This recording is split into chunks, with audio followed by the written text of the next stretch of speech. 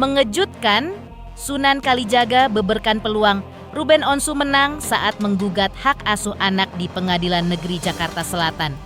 Diungkapkan pula poin-poin yang bisa menjadi pertimbangan majelis hakim nanti sehingga diputuskan hak asuh anak diberikan kepada Ruben Onsu. Poin-poin tersebut diantaranya seperti yang selama ini diutarakan Ruben Onsu di hadapan awak media. Selama ini yang dipersoalkan Ruben Onsu adalah hadirnya sosok orang asing, yaitu kekasih Sarwendah, yaitu Giorgio Antonio, Gio, di rumah yang ditempati Sarwendah dan anak-anaknya. Hal lain adalah karena aksi live Sarwendah dan kekasihnya di sosial media juga melibatkan anak-anak bahkan hingga larut malam, sehingga muncul tudingan adanya dugaan eksploitasi anak. Lantas, jelang sidang perdana di Pengadilan Negeri Jakarta Selatan, bukti-bukti apa saja yang telah disiapkan Ruben Onsu? Seperti apa pandangan pihak Komnas Anak atas prahara hak asuh anak antara Ruben Onsu dan Sarwendah? Pemirsa, bersama Intens Investigasi kami hadirkan kabar terkini, terpercaya, dan teraktual. Tetapi sebelumnya, jangan lupa untuk like, subscribe, dan juga share channel YouTube ini.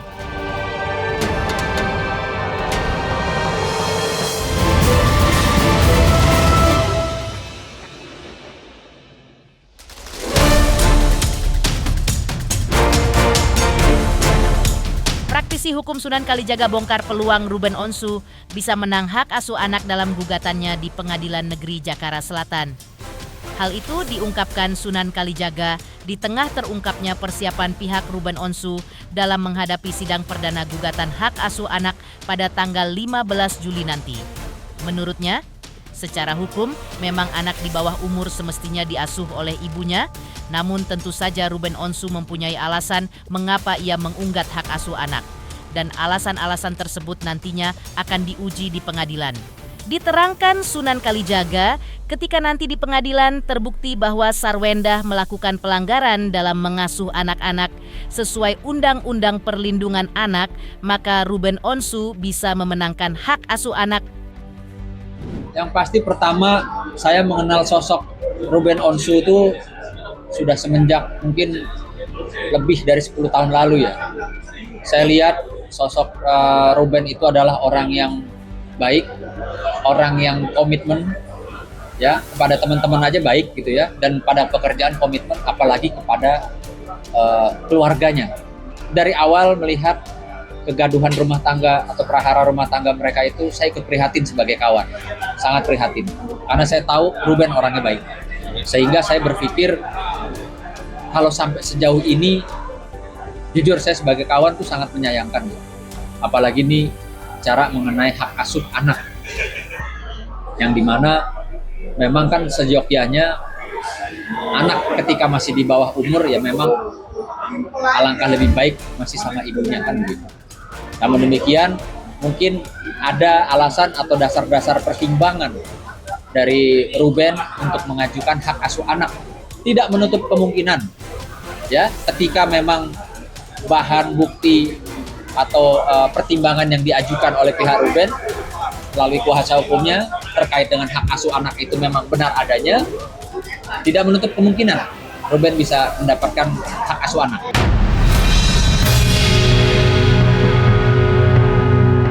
Di sisi lain, sahabat Sunan Kalijaga yang juga praktisi hukum Agustinus Nahak menilai beberapa poin yang bisa menjadi pertimbangan hakim. Nantinya, apakah hak asuh anak jatuh ke Ruben Onsu ataukah kepada Sarwendah? Harusnya hak asuh anak itu berdasarkan putusan pengadilan. Namun yang terjadi selama ini, hak asuh atas yang diberikan kepada Sarwendah lebih kepada perjanjian di bawah tangan. Diduga Ruben juga merestui hak asuh di tangan sang mantan lantaran anak-anak masih di bawah umur. Hanya sayangnya, Sarwendah tidak menjalankan poin-poin kesepakatan mereka, di mana Ruben Onsu seharusnya masih bisa bertemu anak-anaknya sesuai waktu yang ditentukan dalam akta kesepakatan mereka, yaitu 2 atau 3 hari dalam sepekan. Saya tegaskan lagi, itu karena putusan pengadilan. Memang anak itu masih di bawah umur. Tentunya secara umum hak asuh itu harusnya memang di ibu, dan memang akhirnya jatuh ke ibu. Tapi ternyata harusnya hak asuh itu harusnya berdasarkan putusan pengadilan. Ternyata kan hanya sekedar sebagai suatu perjanjian saja, perjanjian di bawah tangan antara kedua belah pihak. Sehingga memang kalau menurut saya alasan nanti si Ruben Onsu nanti melakukan gugatan di pengadilan tentang hak asuh anak itu secara sah. Yang kedua, memang belum ada putusan pengadilan secara sah bahwa hak asuh itu memang kepada si ibunya atau si Sarwenda, bukan alasan anak di bawah umur ya. Tapi kembali lagi bahwa ternyata itu kan memang suatu perjanjian di bawah tangan, kedua belah pihak sepakat aja kalau memang hak asuh biarkan si Sarwenda atau ibunya yang merawat, tapi Ruben itu seminggu bisa 2-3 kali bisa nengok, bisa bertemu, bisa jalan-jalan sama anaknya. Ternyata kan setelah ada perjanjian itu dan hak asuh ternyata di Sarwenda, ternyata apa yang diperjanjikan itu kan wan prestasi. Apalagi di publik ini kan sangat ramai ya, ada muncul sosok seorang laki-laki yang ada di rumah Sarwenda. Rumah itu juga adalah menurut informasi yang kita dapat bahwa rumah itu kan harta bersama yang memang saat ini dikuasai oleh ibunya karena dia merawat anak-anaknya.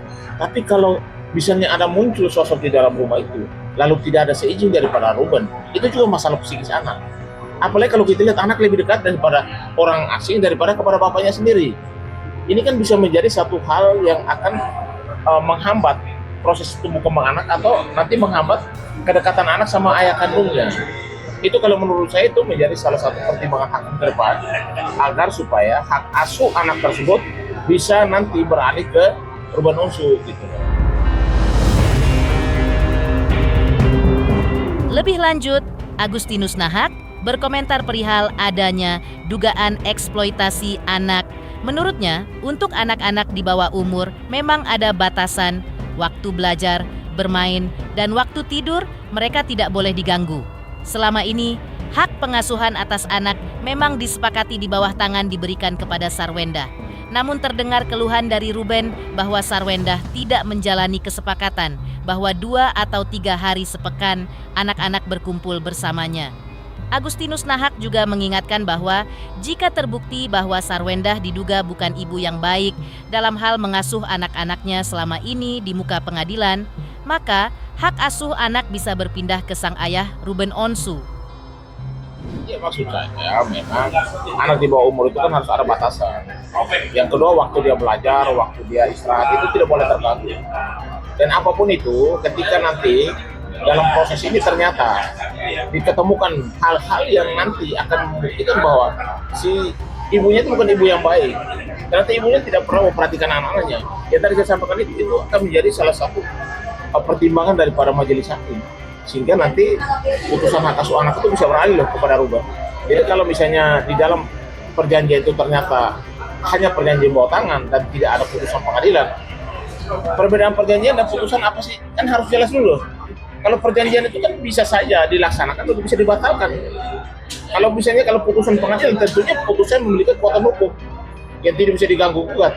Tapi anak bisa, waktu nanti umur 12 sampai 15 tahun, dia boleh memilih.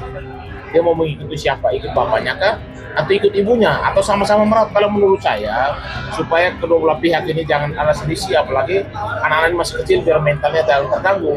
Sebagai Dewan Etik Perlindungan Anak, saya sampaikan agar kalau bisa kedua kubu ini sama-sama merawat deh, membagi waktu saja, supaya jangan seolah-olah nanti salah satu pihak yang menguasai ini. Bahkan faktanya setelah salah satu pihak menjadi pengasuh anak ini, waktu kepada pihak lainnya malah wan prestasi tidak dijalankan. Nah, ini yang sangat disayangkan kalau menurut saya.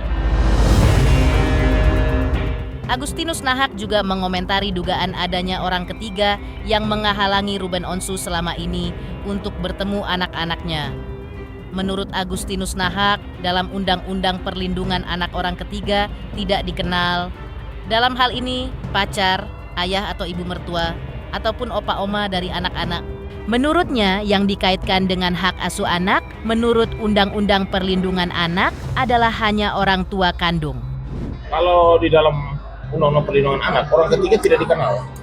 Yang dikenal ayah kandung sama ibu kandung. Bahkan ibu mertua, bapak mertua, atau bapak mama pun tidak boleh terlibat, ikut serta dalam menghalang-halangi atau mengambil keputusan terhadap anak-anak ini. Hanya undang-undang mengizinkan kepada bapak dan mamanya saja. Itu pun yang kandung.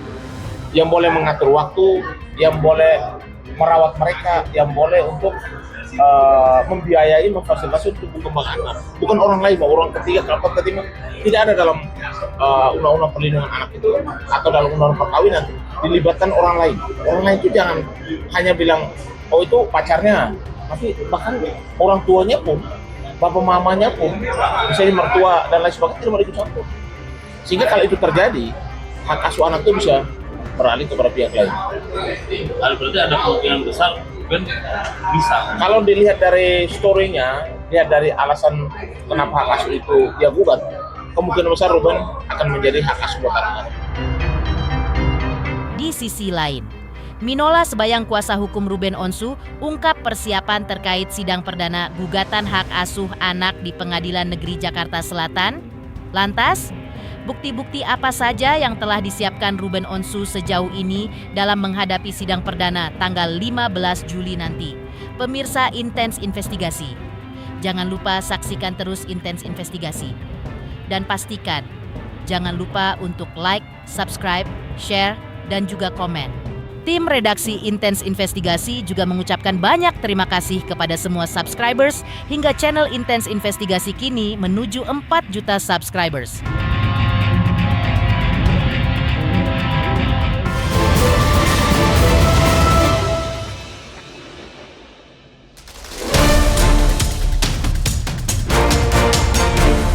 Sidang perdana gugatan hak asuh anak yang diajukan Ruben Onsu di Pengadilan Negeri Jakarta Selatan tinggal menghitung hari. Agenda persidangan masih seperti kabar yang diungkap pihak Ruben Onsu sebelumnya, yaitu tanggal 15 Juli 2026. Agenda persidangan perdana menurut pihak Ruben Onsu bahwa tentu saja persidangan melewati proses mediasi terlebih dahulu dan belum bicara soal bukti-bukti. Minola mengaku bahwa seluruh persiapan material maupun formil telah rampung dilakukan.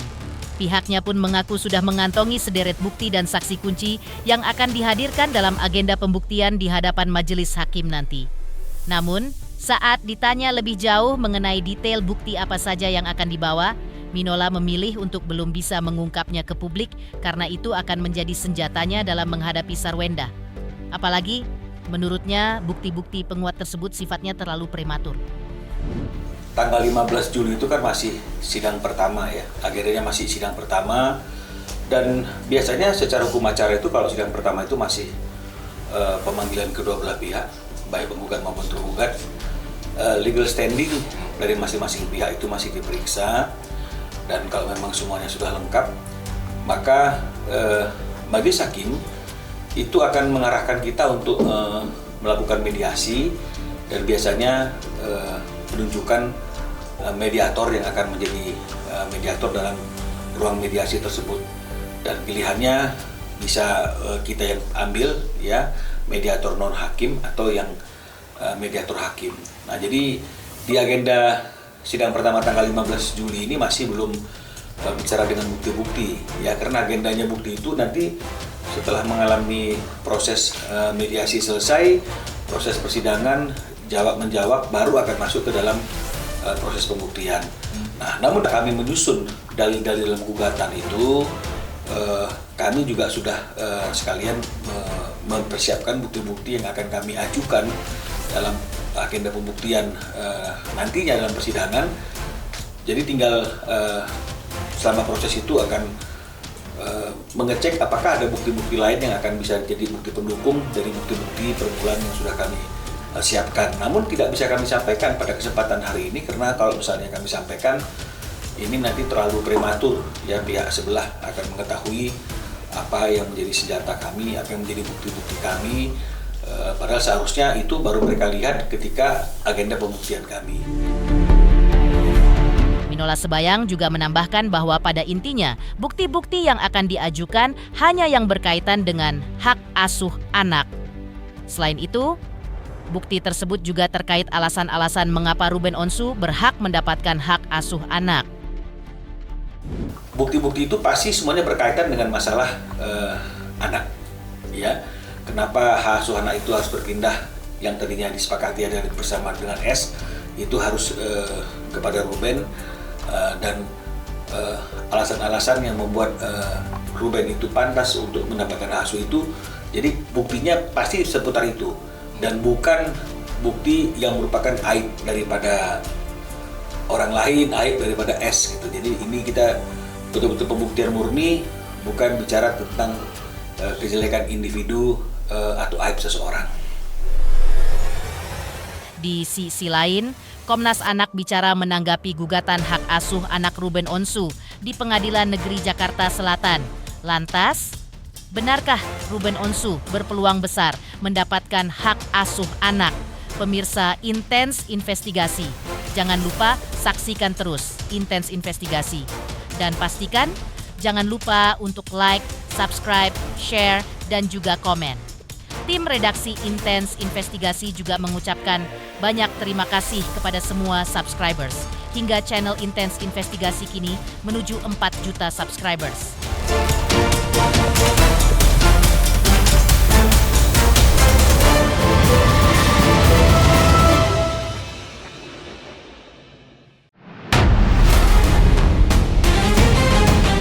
Prahara hak asuh anak antara Ruben Onsu versus Sarwenda hingga kini belum menemukan titik terang.